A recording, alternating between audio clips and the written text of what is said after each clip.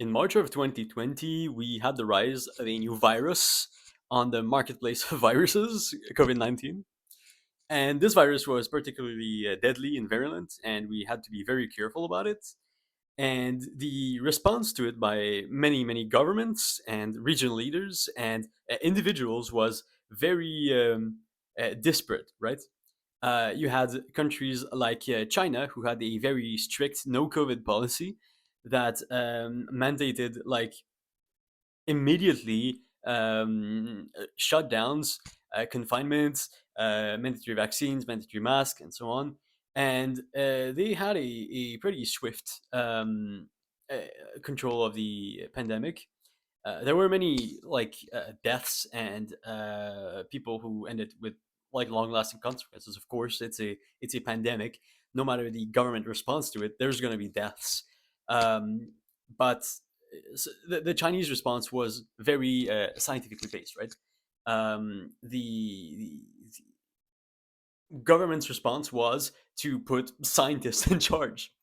Um, and if you look at like Canada or Quebec specifically, it took a while for the government to actually act upon it.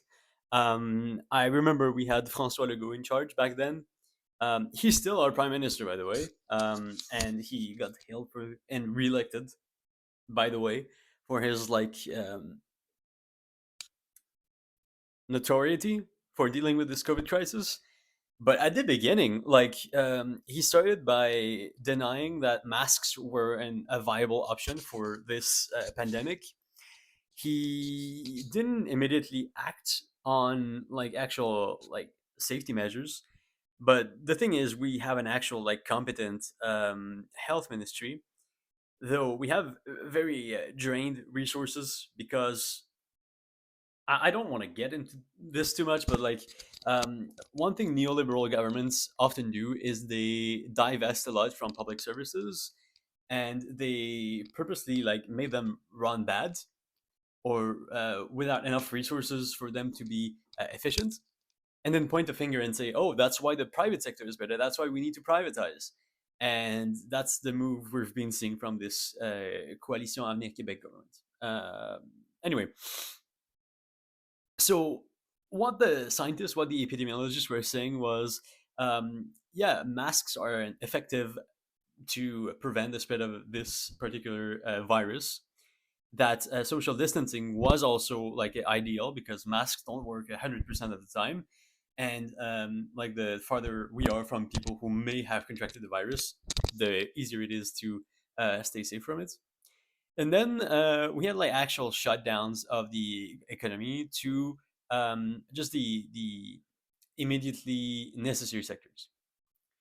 And we had a lot of like right wing reactionary ghouls that were trying to frame this as like a great reset or as a conspiracy to control everyone with a big government kind of shenanigan.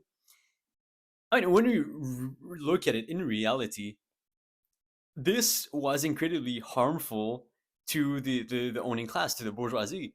Like these people had a very steep decline in profits because production was halted, and really the only people who benefited from this were like the big media corporations, Facebook, Google, like uh, online streaming services were like skyrocketing in popularity because people were staying home. But at the same time, like most of the supply lines in material reality were like completely halted. So I, like, I don't even know how to go about thinking that trying to act against a fucking virus is a plot to control everyone. Like there are actual ways to critique the current system, right? We live in a system that profits off the exploitation of our labor and the labor of people abroad. And there is a very real superstructure that controls people to think a certain way. That is to not critique the system itself, the economic base.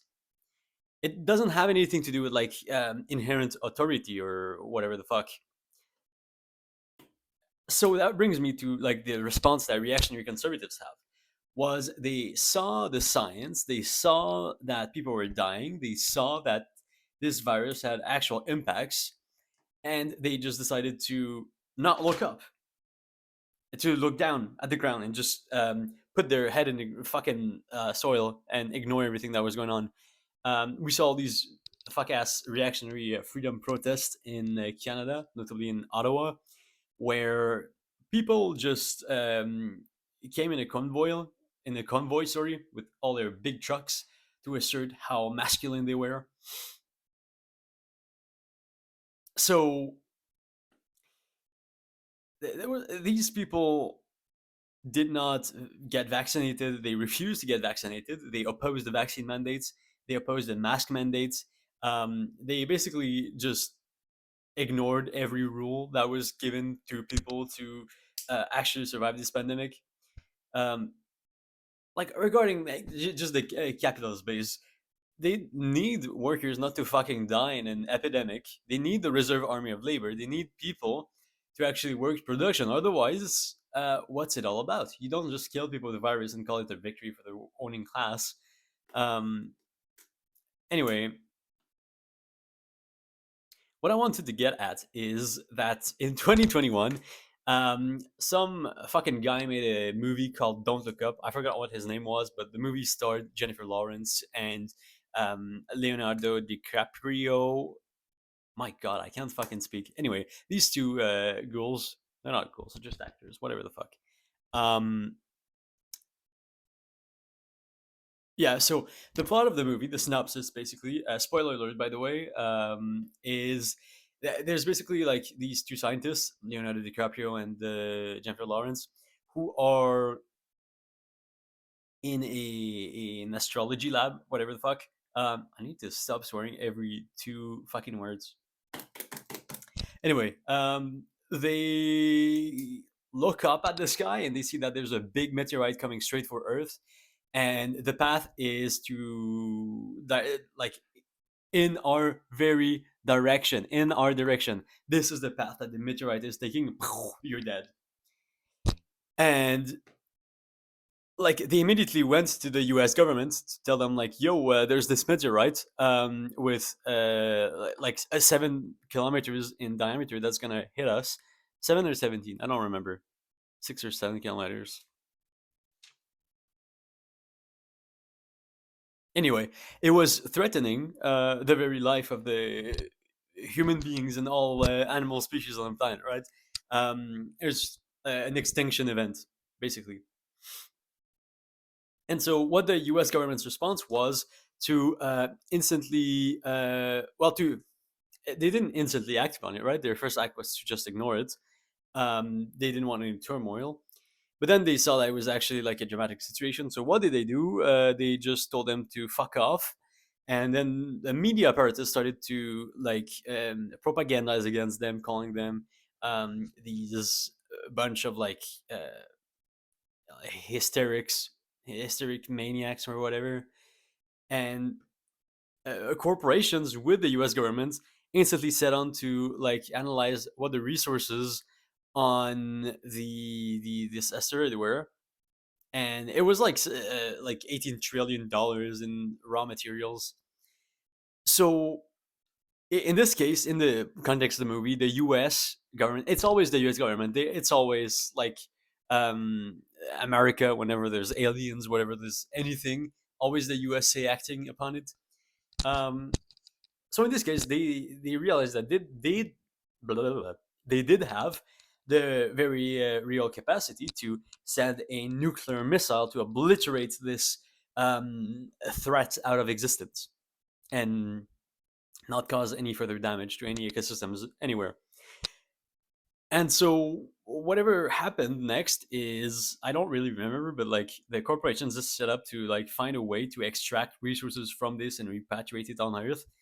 And at the end of the fucking movie, they just end up like not actually addressing the issue. Everyone just looks down. The media is just telling everyone to not look up. Anyway, it's like a very um, obvious analogy to COVID and the climate crisis at large. Though it's very ironic, sorry, considering like the pro status quo liberal mindset that they had when making this movie. So yeah, getting into this, like the movie itself is a very real representation of the moronic capitalist response to an apocalyptic scenario. Though in the framing of these like producers, it was mostly like the moronic response of the conservatives, the Republicans, the reactionaries to COVID or to the climate crisis. Um, does the movie offer actual solutions? No, it's just a denunciation. But of course, it's a movie. Whatever the fuck can we say about it? Um, so yeah, an analogy for COVID, and like you had a bunch of like CEOs and economists crying about the impacts of protective measures on the economy and the profits of corporations, because corporations operate on a profit motive, and the only motivation they have is short-term profits for the investors. They want to grow and grow and grow to get better returns for their investors in the next quarter. It's always like this. So it's a very unhealthy way to function as a human society, and I suggest you watch other content on the topic that covers this from a socialist perspective, because this is just rant about the movie itself. um, it also goes about like the apathy of global leaders. It doesn't dive into like the actual like psyche of capitalism and how it incentivizes this crazed psychopathic behavior to ignore human need, to ignore like threats to ecosystems because you want to save your own ass. And yeah, in this case, it was in the face of an end of the earth, an apocalyptic scenario, with a, oh, there it is, a 9 kilometer rock headed straight toward Earth. Was it the diameter or the circumference or the radius? I don't remember. I wrote this 3 years ago when I watched this at my now girlfriend's request, and I forgot everything about it. Anyway, so all throughout the movie, I really felt the frustration towards the reaction of the president and the media apparatus. Right, you feel very helpless when you have like an actual um, crisis situation, and nobody seems to do anything.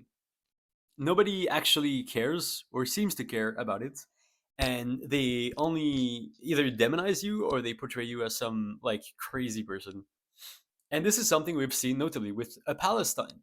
The genocidal settler colonial state of Israel has, since 1948, with the beginning of its establishment, the Nakba, killing and displacing 750,000 Palestinians, then operating as an apartheid state, and since 2023, ramping up their genocidal operation on Gaza and on the West Bank.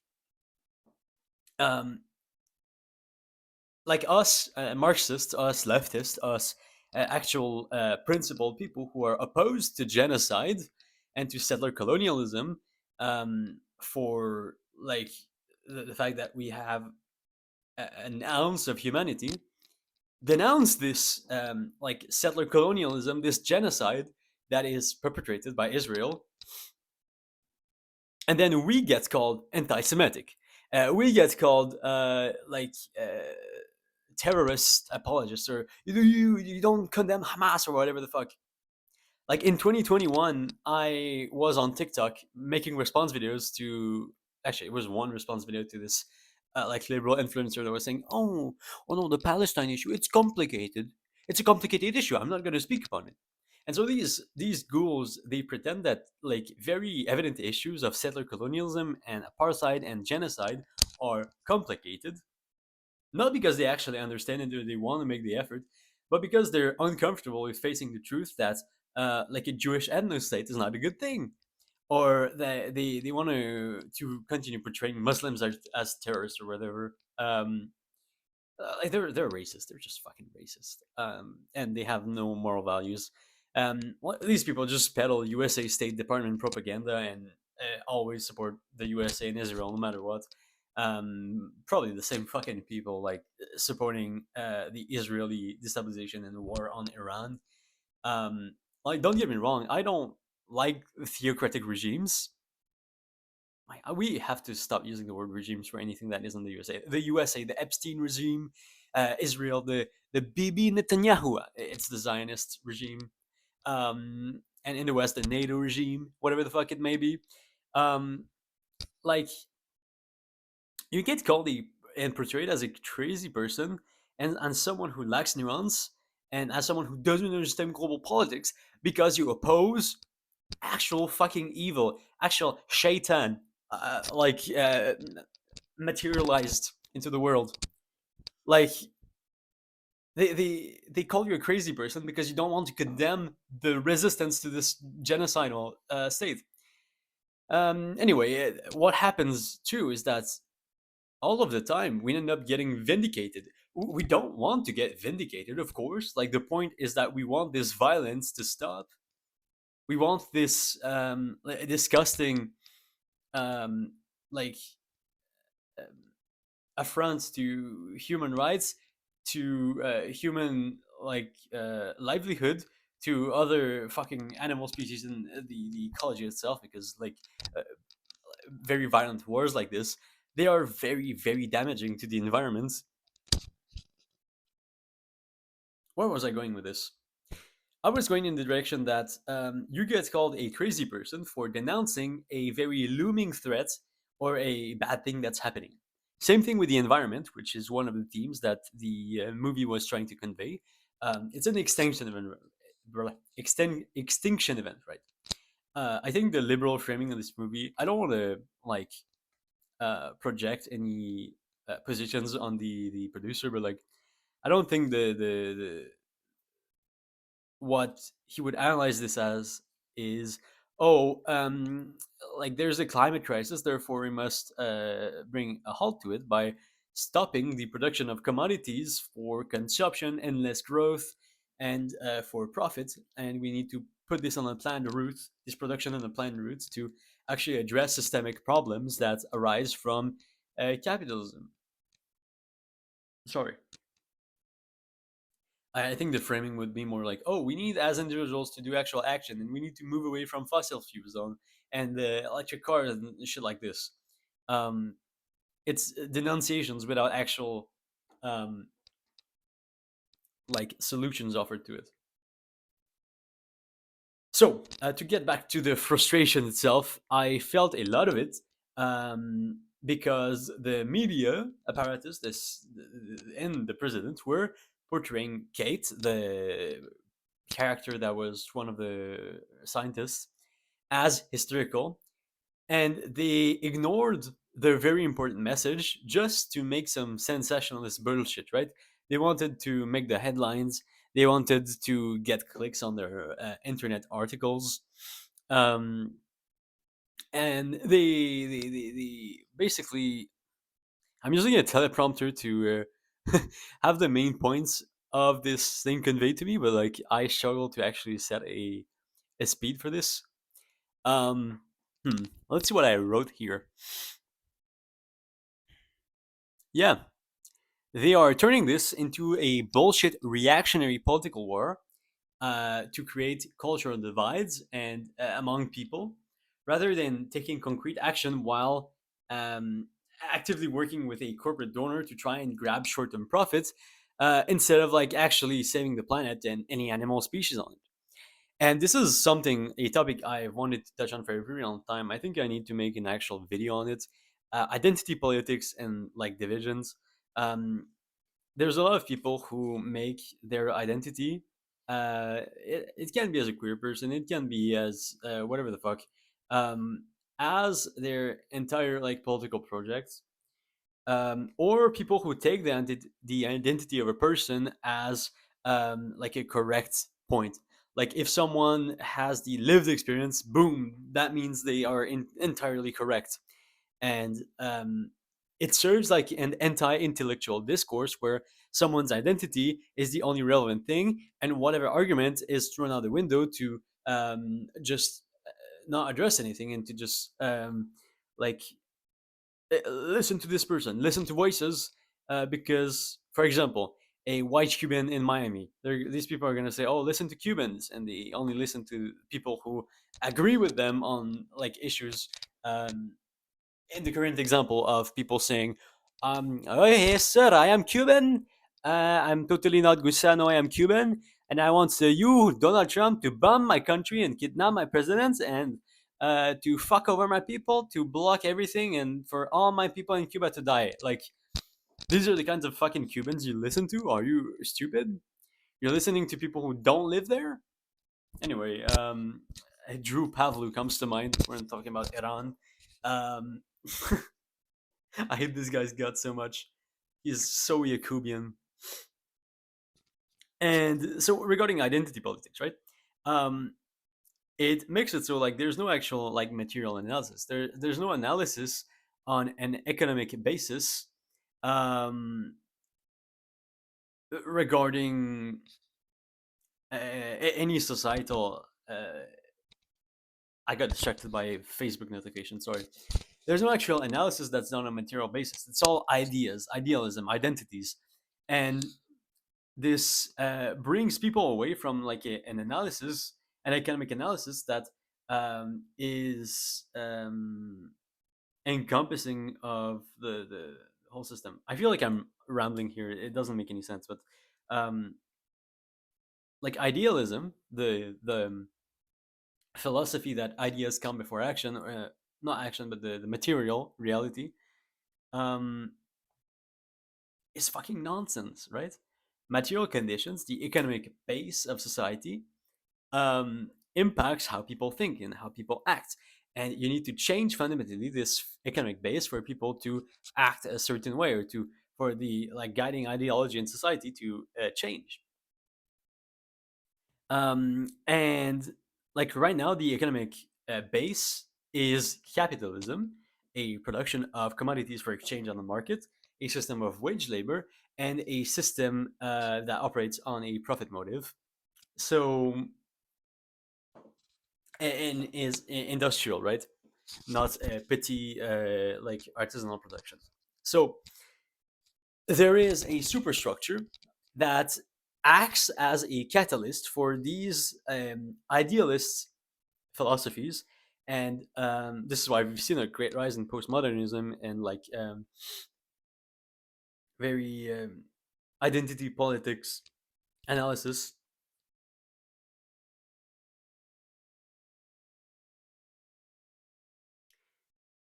It's it brings people away from a class analysis.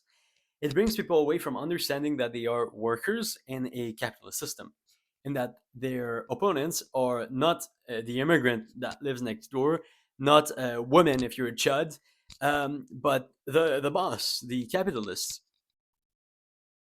So this superstructure, the media apparatus, is constantly trying to get us into a fight with our neighbors over skin color, over gender, over um, ethnicity, nationality. In Quebec, it's the souverainisme versus fédéralisme debate, um, like independence versus federalism. And all of this brings us away from a class analysis and from an analysis that brings us together to work to solve issues of endless production and like issues that will bring us into a ditch under capitalism. So yeah, this is the small ramble I had on like divides and identity politics, whatever. Feel free to add on to this in the comments. I'd gladly love to engage with this, um, because God, I fucking hate identity politics. Please have a materialist analysis, people.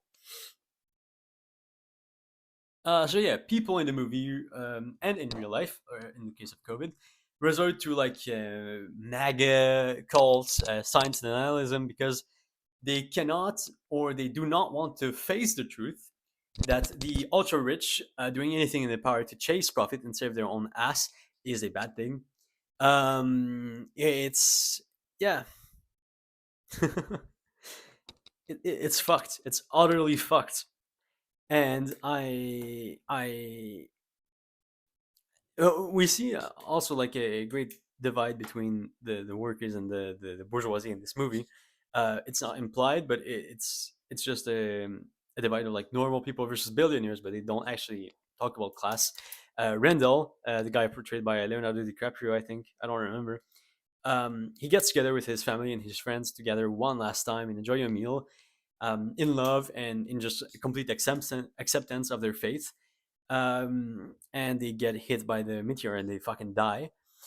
Rather than the president and the billionaires who just built a rocket and went 22,000 years to in the direction of another planet to colonize it, with like these pods that you saw in Avatar, right? They rotate and um, they they just what even is it called? Like it's stasis chambers, whatever. um, and when they get to the actual planet they want to colonize and to establish their techno feudal utopia or whatever, they get mauled to death by native species. They are there in the middle of a planet they don't even know, with a rockets and weapons they're trying to use against these big fucking beasts that have been living there for thousands of years, millions of years, billions of years, we don't know. And they're just standing there naked and getting mauled to death. Um, so, like, regarding the fucking planet, like, yeah, it's a sad ending for humanity and the native animals, whatever the fuck. And people who lived in pain and agony while the rich willingly destroyed the planet. But I think it's well deserved in the case of like these older motherfuckers who uh, get mauled to death. But I think one of the important message that was missed here is that like there's a lot of like the anarchist or liberal like people who are like pessimist and saying that like like we're gonna die from this climate crisis and so be it. We deserve it as humanity, but like this misses the point that like humanity isn't a monolith and there is a very real material like reality, and there are economic forces that cause this to happen, and we can actually act to like dismantle this system that fucks the environment over. Though I like the message that like we have no other home, that this attempt at colonizing another planet was ridiculous and was meaningless, right? And oh my god, there's a lot of like anyway. So like all in all, it's a movie that's produced from a liberal perspective to criticize MAGA on like this very pressing issue, that is COVID, and it can be analyzed further to analyze our more like deeper societal ills, being the economic system, the environment, right? But there's a lot of like a lot of things that were missed in this movie, and the portrayal of all these issues is very surface level. Anyway, um, I think the analysis here is just us being deeper than whatever the producer wanted to do. At least I hope so. I hope. I. Uh, I don't hope so. Anyway, I hope people wake the fuck up, right? What I wanted to get at is that there's a lot of like critics, people on like Rotten Tomatoes and whatever like Reddit or these fuck ass forums where people are like chuds saying that the movie is biased from a left wing perspective. Like that's not the whole point. Are you fucking stupid? Are you fucking thick?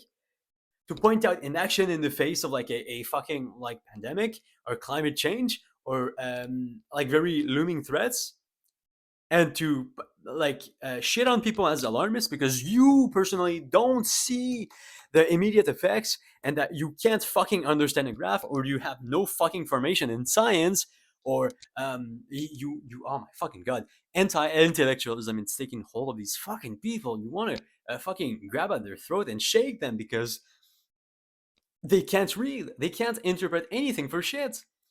It reminds me of Asmongold. He's a fucking debil, Jibil, if I can excuse my Russian. Um, so, like they, mm, mm. They're the fucking don't look up idiots. The movie's about. Yeah, yeah. It's like those fucking right wing maggot shots or these apologists of capitalism who read 1984 and they think this is about communism. Don't get me wrong, George Orwell was a ghoul. This guy like actively collaborated with fascists and balanced his comrades to the Franco regime and denounced homosexuals to the State Department when it was illegal. But like the message here was that like it was a like a moralist denunciation of authoritarianism. It doesn't have like this a specific economic um uh, like base associated to it.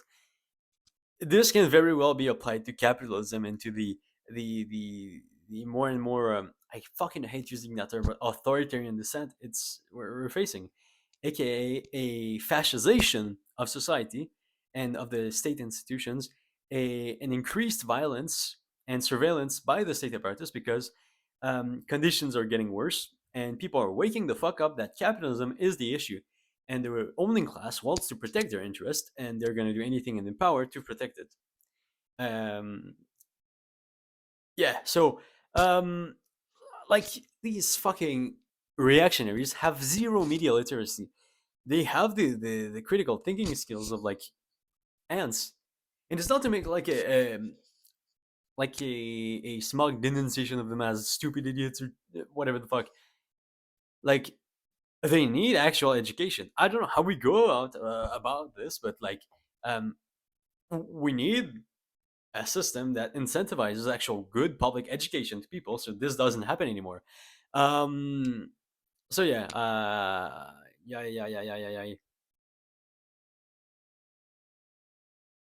yeah, reactionaries calling us woke or calling us bad or calling us hysteria or calling hysteria on us anyway.